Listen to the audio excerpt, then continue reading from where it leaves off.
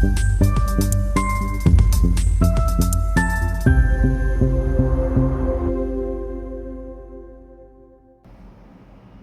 दोस्त ना रहा, प्यार प्यार ना रहा, जिंदगी हमें तेरा एतबार ना रहा.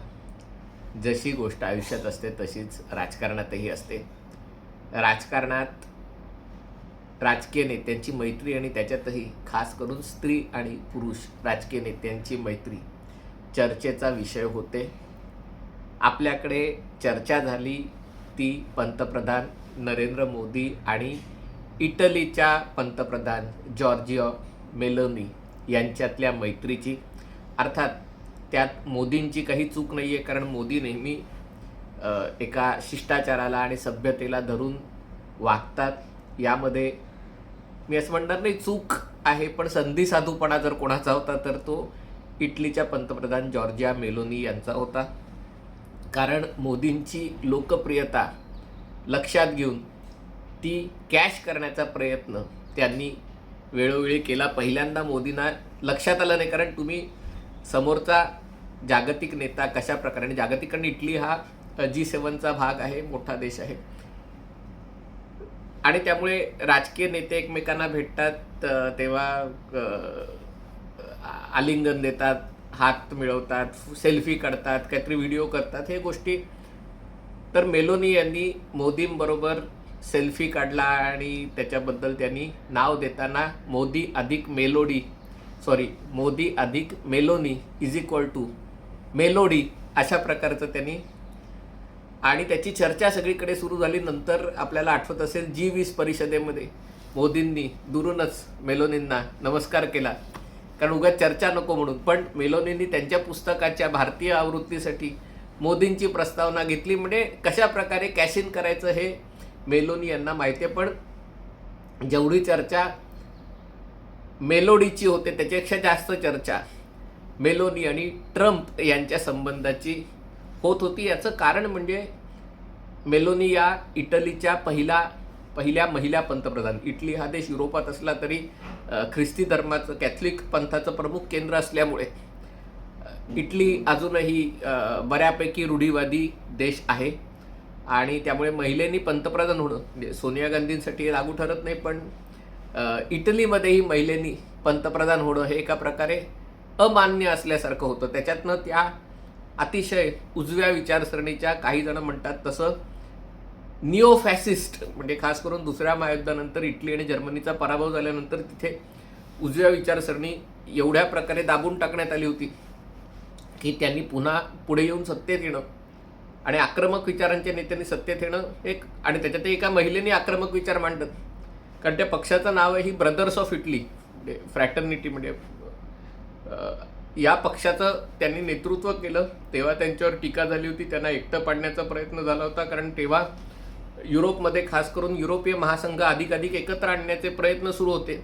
आणि अशा वेळेला युरोपीय महासंघावर प्रश्नचिन्ह उपस्थित करणाऱ्या मेलोनी यांच्यावर युरोपातनं, खास करून जगभरातनं आणि टीका झाली होती. आणि त्याचा समाचार घेण्यासाठी त्यांनी जगभरातले अशा प्रकारचे राष्ट्रवादी विचारसरणीचे, थोडेसे उजव्या विचारसरणीचे आणि लोकप्रिय असलेले नेते त्यांच्याशी मैत्री करायची, आणि त्या मैत्रीच्या आधारे बघा आपण कशा प्रकारे लोकप्रिय आहोत ते दाखवून द्यायचा याचा चंग बांधला होता. आणि त्याची सुरुवात खरं तर म्हणजे मोदींच्या आधी सुरुवात डोनाल्ड ट्रम्प यांच्यापासून झाली.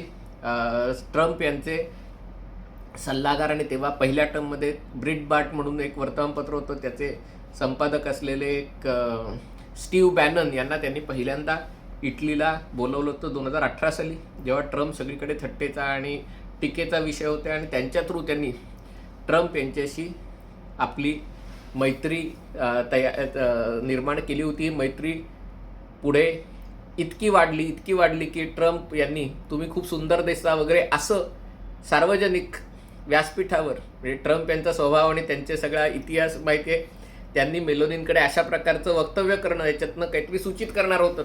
पण इतकी ही मैत्री जवळीक वाढली होती. पण आता मात्र या मैत्रीचा अंत झाल्याचं चित्र आहे.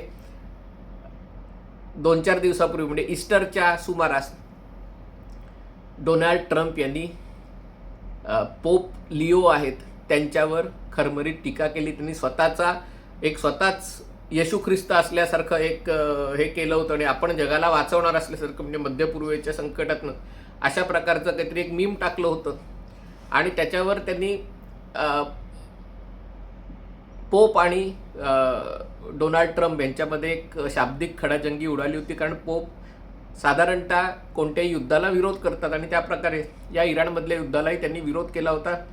हे जे पोप आहेत ते अमेरिकन आहेत आणि त्यामुळे ट्रम्प यांचं असं त्यांच्या मनात असं की पोप अमेरिकेचे असल्यामुळे अमेरिकेच्या युद्धाला, आणि इराण हा एक इस्लामिक क्रांती करणारा देश असल्यामुळे त्याविरुद्ध, आणि क्रुसेड तर आपल्या सगळ्यांना माहिती, म्हणजे कॅथलिक आणि मुस्लिम यांच्यामध्ये जी सगळी धर्मयुद्ध झाली त्याला क्रुसेड म्हटलं जातं. आणि त्यामुळे त्यांच्या दृष्टीने जर क्रुसेड असेल तर पोप यांचा आपल्याला पाठिंबा असायला हवा. तर त्यांनी काही तो पाठिंबा दिला नाही आणि त्याच्याऐवजी मग ट्रम्प यांनी त्या पोपवरही टीका करायला मागे पुढे बघितलं नाही. एक गोष्ट लक्षात घेतली पाहिजे, अमेरिकन कॅथलिक अल्पसंख्याक आहेत, प्रोटेस्टंट किंवा अँग्लिकन म्हणतात यांची संख्या जास्त आहे. आणि त्यामुळे कॅथलिक मतं बरेचदा जय आणि पराजय यातला अंतर कमी जास्त करू शकतात, अनेकदा ते ठरवूही शकतात. आणि त्यामुळे मग ट्रम्प यांनी, by the way, JD Vance यांना काही तसं लहानपणी त्यांचं तरुण असेपर्यंत असं काही फार देवाधर्माचं नव्हतं, पण राजकारणासाठी त्यांनी कॅथलिक पंथाची दीक्षा घेतलेली आहे आणि बाप्तिस्मा घेतलेला आहे. आणि त्यामुळे अमेरिकेतही शेवटी बेरजेचं राजकारण केलं जातं.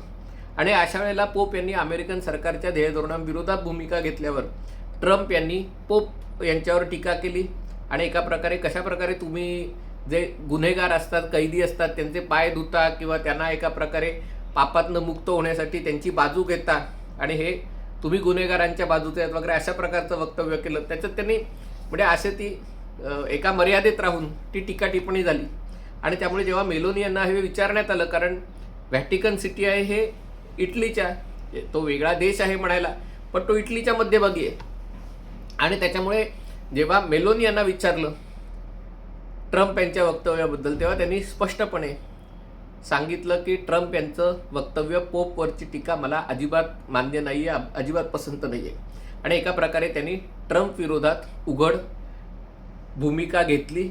याच्याबद्दल जेव्हा ट्रम्प यांना विचारलं तेव्हा ट्रम्प म्हटले, मला कल्पना नाही, मी त्यांच्याशी म्हणे बोललोच नाही बऱ्याच दिवसात, कारण मला अपेक्षा होती इटली मला मदत करेल युद्धामध्ये, पण इटली काही मदत करताना दिसत नाही आहे आणि त्यामुळे गेले उडत, म्हणजे मी काही बोललो नाही वगैरे असं. म्हणजे एका प्रकारे तुम्ही किती सुंदर दिसता आणि एकमेकांच्या तुझ्या गळा माझ्या गळा गुंफू मोत्याच्या माळा एवढे चांगले संबंध असताना का हा अबोला, अशा प्रकारची वेळ मेलोनी आणि ट्रम्प यांच्यावर आलेले. याचं कारण लक्षात घ्या, राजकारणात कोणी सगा नसतो, किंवा जशी एक हिंदीत म्हण असते, जे सख्खे असतात त्यांच्यावरती ऐसा कोई सगा नाही जिसको इसने ठगा नाही, हे राजकारणाचं ब्रीदवाक्य. म्हणजे जो जवळचा आहे त्याला अधिक जास्त कापलं जातं आणि त्यामुळे जवळचा कोणी नसतो. आणि त्यामुळे मेलोनी यांना गरज होती, कारण युरोपच्या राजकारणात त्या वेशीबाहेरच्या होत्या, अमान्य अशा होत्या. आणि त्याच्यामुळे त्यांना राजकारणात बसवण्यासाठी त्यांना उजव्या विचारसरणीच्या जागतिक नेत्यांची मदत घ्यावी लागली होती. याच्यामध्ये तेव्हा ब्राझीलचे जाईर बोल्सोनारो होते, ट्रम्प होते, मोदी होते. आणि याच्यातनं एक विशिष्ट संबंध असे हे झाले होते. नंतर आता मेलोनी यांच्या लक्षात यायला लागलं की अनेक गोष्टींमध्ये फरक पडला, कारण सुरुवातीला मेलोनी या एकट्याच होत्या डाव्या उदारमतवादी युरोपमध्ये, मोठ्या देशाच्या बंदरात, छोट्या छोट्या देशांनी होते. पण आज युरोपात अशी परिस्थिती आहे की अनेक ठिकाणी उजव्या विचारसरणीचं आणि उजव्या म्हणजे मेलोनी यांच्यापेक्षा अधिक कडवट प्रखर राष्ट्रवादी उजव्या विचारसरणीच्या पक्षांची सरशी होताना दिसत आहे. आता काय होईल मला कल्पना नाही, पण कारण नुकतेच हंगेरी चे पंतप्रधान विक्टर ओर्बान हरलेत आणि त्याच्यामुळे धुळीभांडी करणाऱ्या जोगसत्ताला आनंद झाला, ओर्बान हरला आता मोदी हरणार म्हणून. म्हणजे कोणाला कशाचा आनंद होईल सांगता येत नाही, पण त्यामुळे भविष्यात काय होईल सांगता येत नाही. पण या युद्धापूर्वी असा कल होता की जर्मनीमध्ये अल्टरनेटिव्ह फॉर डॉइचलँड, फ्रान्समध्ये नॅशनल रॅलीज, ब्रिटनमध्ये युकिप किंवा आणखीन कुठल्या तरी वेगळ्याच उजव्या विचारसरणीच्या पक्षाला यश मिळेल अशी चिन्ह होती. आणि असं असताना मेलोनी ज्या अति उजव्या समजल्या जायच्या त्या आता युरोपमधल्याच मध्यममार्गी झालेल्या आहे, कारण त्यांचा युक्रेनमधल्या युद्धाला पाठिंबा आहे. ज्या नवीन उजव्या विचारसरणीचं त्यांचं म्हणणं या युक्रेनच्या युद्धात आपण पडता कामा नये, त्यांच्यापैकी काही जणांना पुतीनची विशेष पुतीनबद्दल आकर्षण नाही आहे, तसं मेलोनी यांना नाही आहे. आणि त्यामुळे over a period of time Meloni या युरोपातल्या मध्यममार्गी मध्य प्रवाहातल्या नेत्या झालेल्या आहेत. आणि दुसरं म्हणजे सुरुवातीला ट्रम्प हा एक ॲसेट होता. ट्रम्प खास करून युरोपातल्या आणि इतर देशातल्या उजव्या विचारसरणीच्या ज्या नेत्यांच्या पाठी राहतील त्यांचा विजय व्हायचा. पण आता निवडणुकांनंतर निवडणुका गेल्या वर्षभरात आपण बघितलेलं आहे, म्हणजे ट्रम्प अध्यक्ष झाल्यानंतर ट्रम्प ज्याच्या डोक्यावर हात ठेवतात त्याचं भस्म होतं. आता सध्या पाकिस्तानच्या डोक्यावर हात आहे, आता त्याचं काय करायचं त्याच्याबद्दल मी वेगळा व्हिडिओ करणार आहे. पण पहिले कॅनडामध्ये झालं, जस्टिन ट्रुडो यांना हरवायला ट्रम्प यांनी कंबर कसली. जस्टिन ट्रुडो नंतर त्यांनी निवडणुकातनं माघार घेतली. मग त्यांच्या जागी माईक कार्नी आले, त्यांच्यावर त्यांनी टीका केली, पण माईक कार्नी मोठ्या मताने विजयी झाले. नंतर ऑस्ट्रेलियामध्ये झालं, ऑस्ट्रेलियामध्ये त्यांनी उजव्या विचारसरणीच्या लिबरल पक्षाला पाठिंबा दिला. लेबर पक्ष हारणार सगळेजण म्हणत होते, लेबर पक्ष विजयी झाला. अँटोनी अल्बानिझी जिंकणार नाहीत असं म्हणणारे तोंडावर पडले. आत्ता हंगेरीमध्ये झालं, जेडी वान्सनं त्यांनी प्रचाराला पाठवलं, विक्टर ओर्बानचा पराभव झाला. आणि त्यामुळे आता असं दिसतंय की ट्रम्प ज्याच्या पाठी आहेत, ट्रम्प ज्याच्या डोक्यावर हात ठेवत आहेत, त्याला जनता त्या देशातली झिडकारते आहे. आणि हे न ओळखण्या एवढ्या मेलोनी मूर्ख नाही आहे. आणि त्यामुळे त्यांच्या जेव्हा लक्षात आलं की ट्रम्प इज अ लायबिलिटी नाव, त्यांनी ही हळूच, म्हणजे नाही तर स्वतःच्या अमेरिकेतल्या पुस्तकासाठी ट्रम्पची प्रस्तावना, भारतातल्या पुस्तकासाठी मोदींची प्रस्तावना, एकमेकांबरोबर फोटो काढणं, सेल्फी करणं, व्हिडिओ करणं, हे त्यांनी सगळं ट्रम्पबरोबर सगळ्यात पहिले. आणि ट्रम्प जेव्हा पराभूत झाले होते तेव्हाही त्यांनी, म्हणजे 4 वर्ष ट्रम्पच्या विरुद्ध सगळं जग त्यांच्या विरोधात बोलत असताना देखील मेलोनी यांनी ट्रम्पची बाजू घेतली होती. ट्रम्पचं भाषण ऐकताना कॉन्फरन्समध्ये बसून त्यांचं स्तुती करणारी ट्विट आणि हे त्यांनी केलं होतं. म्हणजे इतकी ती घनिष्ठ मैत्री होती.